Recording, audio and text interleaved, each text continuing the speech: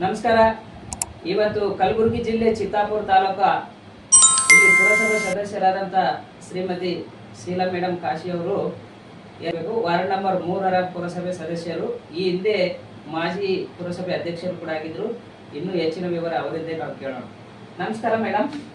ಇವತ್ತು ತಾವು ಈ ಕಾಂಗ್ರೆಸ್ ಪಕ್ಷದ ಹಿರಿಯ ನಾಯಕಿಯಾಗಿದ್ದೀರಿ. ನಂತರ ತಾವು ಯಾವ ಯಾವ ಹುದ್ದೆಯಲ್ಲಿದ್ದೀರಿ ಅನ್ನೋದು ಕೂಡ ಹೇಳ್ತಾ, ನಂತರ ದೊಡ್ಡಮನಿ ಸಾಹೇಬರು MP ಚುನಾವಣೆ ಅಭ್ಯರ್ಥಿಯಾಗಿದ್ದಾರೆ. ಈ ಅಭ್ಯರ್ಥಿಯನ್ನು ತಾವು ಯಾವ ರೀತಿ ಗೆಲ್ಲಿಸಬೇಕಂತ ಹೇಳ್ತಾ ಇದ್ದೀರಿ, ನಮ್ಮ ಚಾನೆಲ್ ಕೇಳಿಸ್ಬೇಕಂತ ಕೇಳ್ಕೊಳ್ತೀವಿ. ಮೊದಲು ತಮ್ಮ ಪರಿಚಯ ಮಾಡ್ಕೊಳ್ಳಿ. ನನ್ನ ಪರಿಚಯ ಶೀಲಾ ಕಾಶಿ ಅಂತೇಳಿ. ನಾನು ಸಕ್ರಿಯವಾಗಿ ರಾಜಕಾರಣ 89ರಿಂದ ಇದ್ದೀನಿ. ಆದರೆ ಅದಕ್ಕಿಂತ ಮುಂಚೆ ನಾನು 85ರಲ್ಲಿ ಯೂತ್ ಕಾಂಗ್ರೆಸ್ ಉಪಾಧ್ಯಕ್ಷಿದ್ದೆ. ಬಾಬುರಾವ್ ಚಿಂಚನಸೂರಿ ಕಾನ್ಸ್ಟಿಟ್ಯೂನ್ಸಿ ಬಂದ ಮೇಲೆ ಸಕ್ರಿಯವಾಗಿ ನಾನು 89ರಿಂದ ಇಲ್ಲಿವರೆಗೂ ಸಕ್ರಿಯ ರಾಜಕಾರಣ ಇದ್ದೀನಿ. 1994-95ರಲ್ಲಿ ಪುರಸಭೆ ಸದಸ್ಯ ಫಸ್ಟ್ ಟೈಮ್ ನಾನು ಆಗಿದ್ದು. ಅಲ್ಲಿಂದ ಇಲ್ಲಿವರೆಗೂ ಕಂಟಿನ್ಯೂ ಆಗಿ ಪುರಸಭೆ ಸದಸ್ಯ ಇದ್ದೀನಿ ನಾನು. 2 times municipality president, 1 time wise president. 15 ವರ್ಷ, ಸುಮಾರು 15 ವರ್ಷ ನಾನು ಮಹಿಳಾ ಕಾಂಗ್ರೆಸ್ ಅಧ್ಯಕ್ಷ ಚಿತ್ತಾಪುರ. ಸದ್ಯ ಈಗ ಈಗಿನ ರಿಕಾರ್ಡ್ ಡಿಸ್ಟಿಕಲ್ಲಿ ನೋಡಿದ್ರೆ ಜಿಲ್ಲಾ ಉಪಾಧ್ಯಕ್ಷರು ಇದ್ದೀನಿ ನಾನು. ಮತ್ತೇನೆ ಸಾಹೇಬರು, ನಮ್ಮ ಖರ್ಗೆ ಸಾಹೇಬರು MP ಇದ್ದಾಗ, ರೈಲ್ವೆ ಮಿನಿಸ್ಟರ್ ಇದ್ದಾಗ ನನಗೆ ವಿಜಿಲೆನ್ಸ್ ಕಮಿಟಿ ಮೆಂಬರು ಮಾಡಿದ್ರು. ಇದು ನನ್ನ ರಾಜಕೀಯ ಜೀವನದ ಒಂದು ದಾರಿ. ಈಗ ಸದ್ಯನೂ ನಾನು ಇನ್ನೊಂದು ರಾಧಾಕೃಷ್ಣ ಸಾಹೇಬ್ರಿಗೆ ಹ್ಯಾಂಗೆ ಗೆಲ್ಲಿಸಬೇಕು ಅಂತೀರಂದ್ರೆ, ಹೋದ ಸಲ ಇನ್ನು ನಮ್ಮ ಸಾಹೇಬರು ಸೋತರು. ಅದು ಒಂದು ಭಾಳ ಆಘಾತಕಾರಿ ಆಗಿತ್ತು ನಮಗೋಸ್ಕರ. ಯಾಕಂದರೆ ಇಂಥ ವ್ಯಕ್ತಿನ ನಾವು ಕಳ್ಕೊಂಡಿದ್ದೀವಿ MP-ನ. ನಿಜವಾಗ್ಲೂ ಆ ರಿಸಲ್ಟ್ ದಿನ ನಮ್ಮ ಕಣ್ಣಲ್ಲಿ ನೀರು ಹೋಗಿತ್ತು.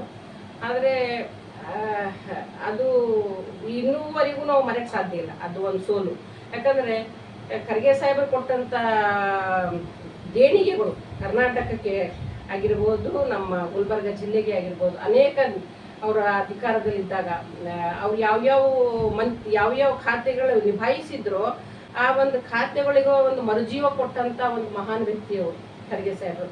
ಸೆಕೆಂಡ್ ಅಂಬೇಡ್ಕರ್, ನಮ್ಮ ಭಾರತಕ್ಕೆ 2ನೇ ಅಂಬೇಡ್ಕರ್ ಅಂದರೂ ತಪ್ಪಾಗ್ತಿಲ್ಲ ನನ್ನ ಅನಿಸಿಕೆ ಪ್ರಕಾರ. ಅಂಥ ವ್ಯಕ್ತಿನ ನಾವು ಸೋಲಿಸಿದ ಮೇಲೆ 5 ವರ್ಷ ನಾವು ಪಟ್ಟಿದ ಕಷ್ಟ ನಾವಲ್ಲ, ಕಾಂಗ್ರೆಸ್ ಪಕ್ಷದವರು ನಾವು ಪಟ್ಟಿಲ್ಲ ಕಷ್ಟ, ಎಲ್ಲ ಜನನೂ ಕಷ್ಟಪಟ್ಟು ಜಿಲ್ಲೆಯಲ್ಲಿ. ಯಾಕಂದರೆ 371 ಜೆ ನಮ್ಮ ಸಾಹೇಬರು ತಂದಿದ್ದು ಬರೀ ಕಾಂಗ್ರೆಸ್ನವ್ರಿಗೆ ಅಲ್ಲ, ಅಷ್ಟೇ ಅಲ್ಲ, ಬರೀ ಹಿಂದುಳಿದವ್ರಿಗೆ ಅಷ್ಟೇ ಅಲ್ಲ. ನಮ್ಮ ಸಾಹೇಬರು 371 ಜೆ ತಂದಿದ್ದು ನಮ್ಮ ಗುಲ್ಬರ್ಗ ಡಿವಿಷನ್ಗೆ ತಂದಿದ್ದು. ಅವರು ನಮ್ಮ ಡಿವಿಷನ್ಗೆ ಬಂತದ್ದು. ಅದರಿಂದ ಎಷ್ಟು ಜನರಿಗೆ ಲಾಭ ಆಯ್ತು ಗೊತ್ತಾ? ಎಷ್ಟು ಜನರಿಗೆ ಇವತ್ತು ಮೆಡಿಕಲ್ ಸೀಟ್ ಸಿಗ್ತಾ ಇದೆ, ಎಷ್ಟು ಜನರು PSI ಆಗ್ತಾ ಇದ್ದಾರೆ, ಎಷ್ಟು ಜನರು ಹೈಯರ್ ಎಜುಕೇಷನ್ ಅಲ್ಲಿ ಫಸ್ಟ್ ಬಂದು ಅವ್ರವ್ರ ಹುದ್ದೆಗಳಿಗೆ ತಗೊಳ್ತಾ ಇದ್ದಾರೆ. ಅಂತ ಒಂದು ವ್ಯಕ್ತಿನ ನಾವು ಸೋಲಿಸಿ 5 ವರ್ಷ ನಾವು ಪಟ್ಟಿದ ಕಷ್ಟ ಅಷ್ಟಿಷ್ಟಲ್ಲ. ಉಮೇಶ್ ಜಾಧವ್ ಗೆದ್ರು ಅಂತ ಹೇಳಿ ಉಮೇಶ್ ಜಾಧವ್ ನಿಂತಾಗ ಅವ್ರು ಗೆದ್ರುಪ್ಲೇನೆ ಆ ಹೆಸರು, ಉಮೇಶ್ ಜಾಧವ್ ಅನ್ನೋ ಹೆಸರು ಅಂದು ಕೇಳಿದವರು ನಾವು. ಮತ್ತೆ ಈ ಚುನಾವಣೆ ಹೆಸರು ಕೇಳ್ತಾ ಇದ್ರು, ಮುಖ ಅಂತೂ ಇಲ್ಲ, ಹೆಸರು. ಆ ಹೆಸರು ಅವಾಗ ಕೇಳಿದವರು ಈಗ ಮತ್ತೆ ಕೇಳ್ತಾ ಇದ್ವಿ. ಅಷ್ಟೊಂದು ಆಘಾತಕಾರಿ ನಮ್ಮ ಜಿಲ್ಲೆಗೆ ಕೊಟ್ಟಂತ ಅವ್ರ ದೇಣಿಗೆ. ಈಗ ವಾದ ಸರಿ ಸಾಹೇಬರನ್ನು ಸೋಲಿಸಿದ್ರು. ಆ ಒಂದು ಸೋಲೇನಿತ್ತು ಅದಕ್ಕೆ ಪ್ರತಿಫಲವಾಗಿ ಈ ಸಲ ಹೆಚ್ಚಿನ ಲೀಡಿನಲ್ಲಿ ಬರ್ಬೋದಾ ಸಾಹೇಬರು? ಸರ್, ನಾವು ಕಾಂಗ್ರೆಸ್ ಪಕ್ಷದವ್ರು ಯಾವಾಗೂ ಆಗಲಿ ನಮ್ಮ ಅಭ್ಯರ್ಥಿ ಗೆಲ್ಲುತ್ತದಂತಲೇ ನಾವು ಸೋಲುತ್ತೆ ಅಂತ ನಾವು ಹೇಳಲ್ಲ. ಆದ್ರೆ ಹೋದ ಸಲ ಸೋತಿದ್ದ ಸೇಡು ತೀರಿಸ್ಕೊಳ್ತೀರಾ ಅಂತ ನೀವೇನ್ ಕೇಳ್ತಾ ಇದ್ದೀರಲ್ಲ, ಹೋದ ಸಲ ಸೋತಿದ್ದ ಸೇಡು ನಾವು ಏನ್ ತೀರಿಸ್ಬೋದಂತೂ ನಾವಂತೂ ಇದ್ದೇ ಇದ್ದೀವಿ ಇದು ಭೂಮಿಯಲ್ಲಿ. ಆ ಸೇಡು ತೀರ್ಸ್ಕೋಬೇಕೆ ಅಂತ ಹೇಳ್ತೀವಿ. ಆದ್ರೆ ಮತದಾರರು ಈ ಸಲ ಆ ಸೇಡು ತೀರ್ಸ್ಕೊಳ್ತಾ ಇದ್ದ ಮೇಲೆ ನಾವು ಸ್ವಲ್ಪ ಕೈ ಹಚ್ಚಿದ್ರೆ ಸಾಕು, 2 ಲಕ್ಷದ ಮೇಲೆ ಲೀಡ್ಲಿ ಅಂತ ನಾವು ಗೆಲ್ತೀವಿ ಅನ್ನೋ ಭರವಸೆ ನಮ್ಗೆ ಅದ. ಈ ಮಾತು ಖಂಡಿತ ಓದಲ್ಲೆಲ್ಲ ಎಲ್ಲರೂ ಹೇಳ್ತಾ ಇದ್ದಾರೆ. ಓದಲ್ಲಿ ಬಂದಲ್ಲೆಲ್ಲ ಬಹಳ ಜನರು ಕಾಂಗ್ರೆಸ್ ಪಕ್ಷ, BJP ಪಕ್ಷದವರಾಗಿರ್ಬೋದು, JDS ಅವರಾಗಿರ್ಬೋದು, ಇತರ ಪಕ್ಷಗಳಿಂದ ತಮ್ಮ ಕಾಂಗ್ರೆಸ್ ಪಕ್ಷಕ್ಕೆ ಜಾಯಿನ್ ಆಗ್ತಾ ಇದ್ದಾರೆ. ಆದರೆ ಇದೊಂದು ತಮ್ಮ ಕಾಂಗ್ರೆಸ್ಸಿನ ನಡವಳಿಯ ಅಥವಾ ಸಿದ್ಧಾಂತಗಳ ಅಥವಾ ನೀವು ಕೊಟ್ಟಿರುವ ಒಂದು 5 ಗ್ಯಾರಂಟಿಯ ಇದು ಯಾವ ಪ್ರಭಾವದಿಂದ ಜನರು ನಿಮ್ಮ ಕಡೆ ಓಲೈಸ್ತಾ ಇದ್ದಾರೆ ಅಂತೇಳಿ? ಸರ್, ಕಾಂಗ್ರೆಸ್ ಪಕ್ಷ ಗ್ಯಾರಂಟಿ ಕೊಡೋದ್ರಲ್ಲಿ ಇದು 5 ವರ್ಷದಿಂದಲೇ ಅಲ್ಲ. ಎಂದು ನಮ್ಮ ದೇಶ ಸ್ವಾತಂತ್ರ್ಯ ಆಯ್ತನೋ ಅಂಗಿ ಹಿಡ್ಕೊಂಡು ಇಲ್ಲಿದವರೆಗೆ ಮೋದಿ ಸಾಹೇಬ್ ಹೇಳ್ತಿದ್ರು 70 ಸಾಲ್ हम 55 साल ಅಂತ ಈಗ ಹೇಳ್ತಾ ಇದ್ದಾರೆ. ಆ 55 ಸಾಲಲ್ಲಿ ನಾವೇನು ದೇಣಿಗೆಗಳು ಕೊಟ್ಟಿದ್ದಾರೆ ನಮ್ಮ ಹಿರಿಯ ನಾಯಕರು ಕಾಂಗ್ರೆಸ್ನಲ್ಲಿ, ಜವಾಹರ್ಲಾಲ್ ನೆಹರು ಹಿಡ್ಕೊಂಡು ಸೊ ಇಂದಿರಾ ಗಾಂಧಿ ಜಿಯವರು ಹಿಡ್ಕೊಂಡು ರಾಜೀವ್ ಗಾಂಧಿಯವರೆಗೆ ಪಂಚರಾಜ್ಯ ಆಗಿರಬಹುದು, ಗರೀಬಿ ಹಠಾವ್ ಆಗಿರಬಹುದು, ಬ್ಯಾಂಕ್ ರಾಷ್ಟ್ರೀಯಕರಣ ಆಗಿರಬಹುದು, ಉಳುವನೆ ಒಡಿ ಆಗಿರಬಹುದು, ಇಂಥವೆಲ್ಲ ಸ್ಕೀಮ್ ಕೊಟ್ಟವ್ರು ಯಾರು ಸರ್? ಕಾಂಗ್ರೆಸ್ನವರಲ್ಲ. ಇವೆಲ್ಲ ಏನು ಮಾಡಿಲ್ಲ, ನಾವೇ ಮಾಡಿವಂತ ಬಿಜೆಪಿದವ್ರು ಹೇಳ್ಕೊಳ್ಳಿ ಸರ್.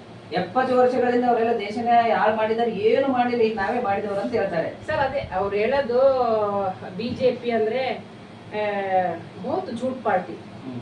ಬಿಜೆಪಿ ಏನ ಅವ್ರ ಟೈಟಲ್ ಇಟ್ಕೊಂಡಿರಲ್ಲ, ಅವ್ರು ಹೇಳ್ತಾರೆ ಸರ್, ಅವ್ರ ಜುಮ್ಲೆಬಾಜ್, ಭಾರತೀಯ ಜುಮ್ಲೆಬಾಜ್ ಪಾರ್ಟಿ. ಏನ್ ಹೇಳಕ್ಕಾಗಲ್ಲ. ಅವ್ರು 10 ವರ್ಷದಲ್ಲಿ ಏನ್ ಮಾಡ್ರಿ ಹೇಳಂಗ ಸರ್? ಅವ್ರು ಮಾಡಿದ್ದೇನು? ಇವರು ಕಾಂಗ್ರೆಸ್ನವ್ರು ಏನು ಮಾಡಿಲ್ಲ ಅಂತಂದ್ರೆ, ಇವ್ರು ಯಾವ ಶಾಲೆಯಲ್ಲಿ ಕಲ್ತರು, ಇವ್ರು ಯಾವ ಟ್ರೈನಲ್ಲಿ ಅಡ್ಡಾಡಿದ್ರು, ಇವ್ರು ಯಾವ ಪ್ಲೇನಲ್ಲಿ ಕೂತ್ಕೊಂಡು ಓಡಾಡಿದ್ರು, ಇವ್ರು ಯಾವ ಹಾಸ್ಪಿಟಲ್ಗೆ ಹೋಗಿದ್ರು, ಇದೆಲ್ಲ ಅವರೇ ಮಾಡಿದ್ದ? ಹೇಳ್ಬೇಕಾದ್ರೂ ಸ್ವಲ್ಪ ಸತ್ಯತೆ ಇರ್ಬೇಕು ಸರ್. ಜನ ಒಂದ್ಸಲ ಕೇಳ್ತಾರೆ, 2 ಸಲ ಕೇಳ್ತಾರೆ. ಇವರು 2014 ಬಂದಿದ್ದು ಕಾಂಗ್ರೆಸ್ ಏನು ಮಾಡಿಲ್ಲ ಅಂತಲ್ಲ, ಬಾರ್ ಕಾಲ ಧನ್ ಪಡಾ ಹೈ, वो लाके में हर आदमी को 15-15 लाख दूंगा. ಸ್ವಲ್ಪ ಬಡ ಜನ ಪಾಪ 15 ಲಕ್ಷ ರೂಪಾಯಿ ನಮಗೆ ಎಲ್ಲಿ ಬರುತ್ತೆ? ಆಸೆ ಮಾಡಿ. ಆಮೇಲೆ ಯುವಕರಿಗೆ ಆಸೆ ಕೊಟ್ಟರು, 2 ಕರೋಡ್ 200 ಕರೋಡ್ 2000 ಕರೋಡ್ ನೌಕರಿ ದೂಂಗ. ಇದು ಪಾಪ ನೋಡಿ, ಜನ ಮರಳಾಗೋದು ಸಹಜ. ಈಗ ಕಾಂಗ್ರೆಸ್ನವ್ರು ನಾವು ಹೀಗೆ 500 ಕೊಡ್ತೀವಿ, ಬಿಜೆಪಿದವ್ರು 1000 ಕೊಡ್ತೀನಿ ಅಂದ್ರೆ ಏನು ಇರ್ತಾರಪ್ಪ, ಎಲ್ಲರೂ ಇರಂಗಿಲ್ಲ, ಏನು ಇರ್ತಾರ. ಆ ಟೈಪ್ ಗಾಳಿಗೆ ಬಂದ ಜನ ಈಗ ಅವ್ರು ಬರ್ಬೇಕಾದ್ರೆ ಸಾಧ್ಯನೇ ಇಲ್ಲ. ಈಗ ನಮ್ಮ ಕರ್ನಾಟಕ ಸ್ಟೇಟ್ ಅಲ್ಲಿ ಅಷ್ಟೇ ಅಲ್ಲ, ನಾವು ಬೇರೆ ಕಡೆಗೂ ನ್ಯೂಸ್ಗಳು ನೋಡ್ತಾ ಇದೀವಿ. ಅಲ್ಲಿನ ರಾಹುಲ್ ಗಾಂಧಿ ಹೋದಲ್ಲಾಗ್ಲಿ, ನಮ್ಮ ಪ್ರಿಯಾಂಕಾ ವಾದ್ರಾ ಹೋದಲ್ಲಾಗ್ಲಿ, ನಮ್ಮ ಸಾಹೇಬ್ರು ಮಲ್ಲಿಕಾರ್ಜುನ್ ಖರ್ಗೆ ಸಾಹೇಬ್ರು AICC ಅಧ್ಯಕ್ಷರು ಹೋದ ಸ್ಥಳಕ್ಕೆಲ್ಲ ನಾವು ನೋಡ್ತಾ ಇದ್ದೀವಿ. ರ್ಯಾಲಿ ಆಗಿರ್ಬೋದು, ಬಹಿರಂಗ ಸಭೆಗಳಾಗಿರ್ಬೋದು, ಖಚಾಖಚ್ ಜನ ಸೇರಿರ್ತಾರ ಅಲ್ಲಿ. ಅವರು ಅದನ್ನ ನೋಡ್ಕೊಂಡು ನಮ್ಗೆ ಅನಿಸ್ತೆ ಇಂಡಿಯಾ ಒಕ್ಕೂಟ ಪಕ್ಕ ಈ ಸಲ ಅಧಿಕಾರಕ್ಕೆ ಬರುತ್ತೆ ಅಂತ. ಮೇಡಮ್, ಈಗ ತಾವು 70 ವರ್ಷ ಆಳ್ವಿಕೆ ಮಾಡಿದ್ರಿ, ಆದ್ರೆ 70 ವರ್ಷಗಳಲ್ಲಿ ನೀವು ಸಾಲ ಮಾಡಿದ್ರಿ, ಇಲ್ಲಂತಿಲ್ಲ. ಆದ್ರೆ ಈಗ ಬಿಜೆಪಿ ಪಕ್ಷ 10 ವರ್ಷಗಳಲ್ಲಿ ಡಬಲ್ ಸಾಲ ಮಾಡಿದೆ ಅಂತ ತಾವು ಕಾಂಗ್ರೆಸ್ನವ್ರು ಹೇಳ್ತಾ ಇದ್ದೀರಿ. ತದನಂತರ ಇನ್ನೊಂದೇನಂತಂದ್ರೆ ಅವರು ವಿಮಾನ ನಿಲ್ದಾಣ, ರೈಲ್ವೆ, ಬ್ಯಾಂಕ್ಗಳ ಖಾಸಗೀಕರಣ, ಈ ರೀತಿ ಹಲವಾರು ಮಾಡಿದ್ರು. 70 ವರ್ಷಗಳಿಂದ ಇವೆಲ್ಲ ನೀವು ಮಾರದೆ ನೀವೊಂದು ರಾಜಕಾರಣ ಮಾಡಿದ್ರಿ. ಇವ್ರು 10 ವರ್ಷಗಳಲ್ಲಿ ಇಷ್ಟೊಂದು ಡಬಲ್ ಸಾಲ ಮಾಡಿ ಮಾರುವಂತ ಪರಿಸ್ಥಿತಿಗೆ ಇವ್ರು ಯಾಕೆ ಬಂದ್ರು ಸರ್? ಪರಿಸ್ಥಿತಿಗೆ ಯಾಕೆ ಬಂದ್ರು ಅಂದ್ರೆ, ಉತ್ಪಾದನೆ ಕಡಿಮೆ, ಖರ್ಚು ಜಾಸ್ತಿ, ಮತ್ತೆ ಸಾಲ ಆಗೋದಲ್ಲ ಸರ್. ಉತ್ಪಾದನೆ ಜಾಸ್ತಿ ಹಾಗೆ ನೀವು ಖರ್ಚು ಕಡಿಮೆ ಮಾಡಿದ್ರೆ ನಮ್ಮ ದೇಶನೂ ಬೆಳೆಯುತ್ತೆ, ಮನಿನೂ ಬೆಳೆಯುತ್ತೆ, ನಮ್ಮ ಮನುಷ್ಯನೂ ಬೆಳೀತಾರೆ. ಇವ್ರು ಖರ್ಚು ಜಾಸ್ತಿ ಮಾಡ್ಕೊಂಡ್ರೆ ಸಾಲ ಜಾಸ್ತಿ ಆಗದೆ ಸರ್. ಇವ್ರು ಯಾರು ಏನು ಒಳ್ಳೆ ಕೆಲಸ ಮಾಡಿದಾರೆ? ಏನು ಡಬಲ್ ಆಗೋ ಕೆಲಸ? ಯಾವ ಹಾಸ್ಪಿಟಲ್ಗಳು ಕಟ್ಟಿದ್ರೆ ಡಬಲ್ ಮಾಡಿದ್ರ?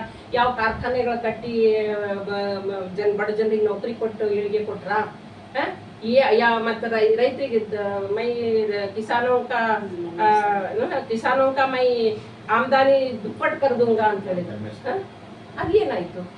ಎಲ್ಲಿ ರೈತ ಕುಸಿತ ಹೋಗುತ್ತಾನೋ, ಎಲ್ಲಿ ರೈತ ಸಾಲಕ್ಕೆ ಹೋಗ್ತಾನೋ ಅಲ್ಲಿ ದೇಶ ಸಾಲಕ್ಕೆ ಹೋಗುತ್ತೆ ಸರ್.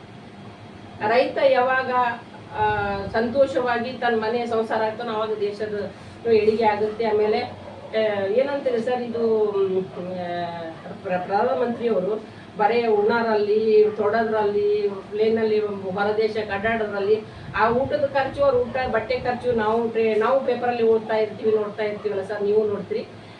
ಇವ್ರು ಖರ್ಚು ಜಾಸ್ತಿ ಎಲ್ಲ ನಾವು ಕ್ಯಾ ಕರೆ ಅಂತಾರಲ್ಲ, ಮತ್ತೆ ಕರೆಸೋ ಕ್यों बेच के खा रहे? क्या करे करेसो क्यों बेची खा रहे भाई? तुम खुद पैदा करो. जब कर्जा कितना था देश के ऊपर, आज उससे 3 गुना ज्यादा हो गया. क्यों हो गया? इसलिए हो गया. अगर आपकी आमदनी अच्छी थी, आपके देश का उन्नति चाहते थे, आप पैदावार ज्यादा करते तो हमारा देश इतना कर्जे में नहीं जाता था. ये जुमलेबाज, ये जुमले भाषण अमित शाह के आपने सुना होगा, साहब आप 15 लाख दे तुम बोले थे, क्या हुआ तुम्हारा वो 15 लाख देने का अंत प्रश्न केल रहे.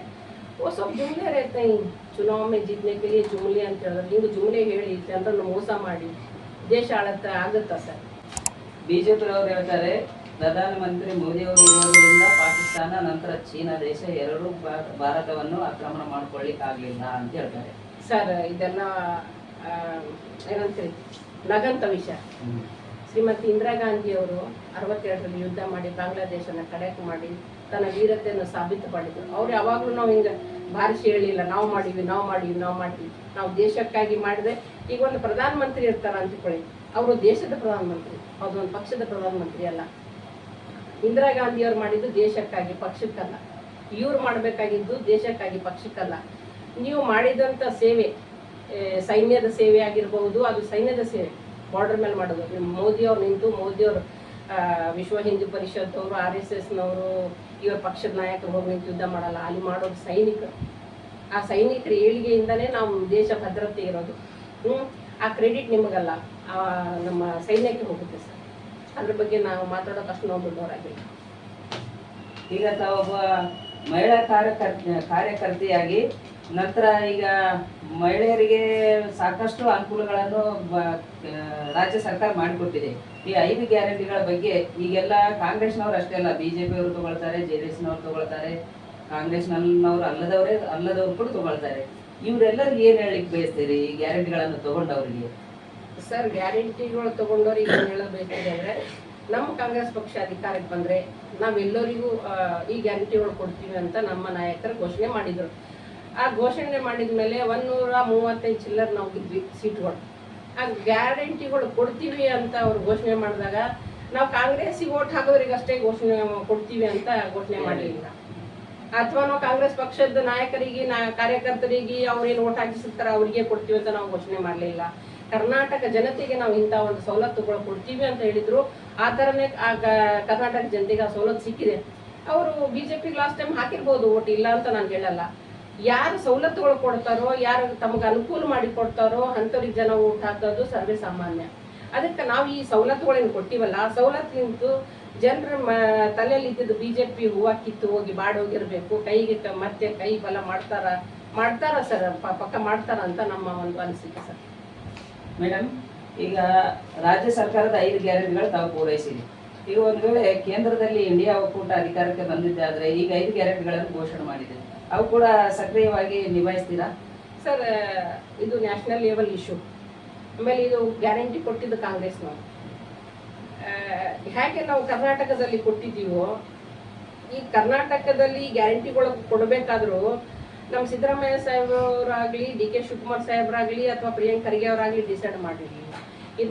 ಇದು ಡಿಸೈಡ್ ಮಾಡಿದ್ದು ನಮ್ಮ AICC ಅಧ್ಯಕ್ಷರಾದಂಥ ಮಲ್ಲಿಕಾರ್ಜುನ್ ಖರ್ಗೆ ಅವರು, ಶ್ರೀಮತಿ ಸೋನಿಯಾ ಗಾಂಧಿ, ಶ್ರೀ ರಾಹುಲ್ ಗಾಂಧಿ, ಪ್ರಿಯಾಂಕಾ ವಾದ್ರಾ, ನಮ್ಮ ಪಕ್ಷದ ಹಿರಿಯ ನಾಯಕರು ಕೂತ್ಕೊಂಡೇ ನಮ್ಮ ರಾಜ್ಯಕ್ಕೆ ಇಂಥ ಸ್ಕೀಮ್ಗಳು ಕೊಡಬೇಕು ಅಂತ ಹೇಳಿ ಇವ್ರಿಗೆ ಆದೇಶ ಮಾಡಿ ಕೊಟ್ಟಂಥ ಸ್ಕೀಮ್ಗಳು.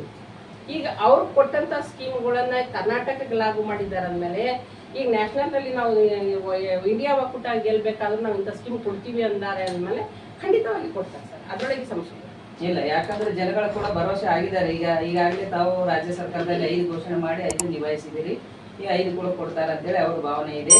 ಆದ್ರೆ ಇನ್ನೊಂದು ಮೇಡಮ್, ಒಂದ್ ವೇಳೆ ಇಂಡಿಯಾ ಒಕ್ಕೂಟ ಅಧಿಕಾರಕ್ಕೆ ಬಂದಿದ್ದೆ ಆದಲ್ಲಿ ಸನ್ಮಾನ್ಯ ಶ್ರೀ ಮಲ್ಲಿಕಾರ್ಜುನ್ ಖರ್ಗೆ ಸಾಹೇಬ್ರನ್ನ ಈ ಸಲ ಪ್ರಧಾನ ಮಂತ್ರಿ ಮಾಡ್ತೀರಾ? ಸರ್, ಪ್ರಧಾನ ಮಂತ್ರಿ ಮಾಡ್ತೀರಾ ಅಂತ ಹೇಳಕ್ ನಾನು AICC ಅಲ್ಲ ಅಥವಾ ದೊಡ್ಡ ನಾಯಕಿನೂ ಅಲ್ಲ. ಒಂದು ನಮ್ಮ ಮನಸ್ಸಿನ ಇಚ್ಛಾ, ನಮ್ಮ ಆಸೆ. ಒಂದ್ಸಲ ನಮ್ಮ ಸಾಹೇಬರಿಗೆ ಇಲ್ಲಿ CM ಆಗಿ ಅಂತ ನೋಡಕ್ಕೆ ನಮ್ಮ ಕಣ್ಣು ನೋಡ್ಲಿಲ್ಲ. ನಮ್ಗೆ ಆಸೆ ಇತ್ತು ಇಲ್ಲೇ CM ಆಗ್ತಾರೆ ನಮ್ಮ ಸಾಹೇಬ್ರು ಅಂತ, ನಮ್ಮ ಕನಸುಗಳಿದ್ವು, ಆಗಲಿಲ್ಲ. ಅನಿವಾರ್ಯ ಕಾರಣಗಳು ಇರಬಹುದು, ಅದಕ್ಕೇನೋ ಅದು ನನಗೆ ಗೊತ್ತಿಲ್ಲ. ಬಟ್ ನಮ್ಮ ಆಸೆ ಇದೆ ಸರ್, ನಮ್ಮ ದೇವ್ರ ಹರಕೆನೂ ಇದೆ, ನಮ್ಮ ಆಸೆನೂ ಇದೆ, ನಮ್ಮ ಹಾರೈಕೆನೂ ಇದೆ.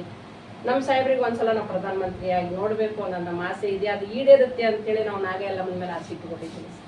Thank you. ಇದು ward number 2 Shrimati Sheela madam ಅವರ ಆಶೆ. ಸನ್ಮಾನ್ಯ ಶ್ರೀ ಮಲ್ಲಿಕಾರ್ಜುನ ಖರ್ಗೆಜಿ ಅವರು ಪ್ರಧಾನಿ ಆಗಿದ್ರೆ ಅವ್ರು ಕಣ್ಣಾರೆ ನೋಡ್ಬೇಕನ್ನೋ ಆಸೆ. ಆ ಆಸೆ ಎಲ್ಲರದು ನೆರವೇರಲಿ ಅಂತೇಳಿ ನಾವು ಕೇಳ್ಕೊಳ್ತಾ ಮುಂದಿನ ವಿಡಿಯೋದಲ್ಲಿ ತಮ್ಮನ್ನು ಭೇಟಿ ಮಾಡ್ತೀನಿ. ನಮಸ್ಕಾರ.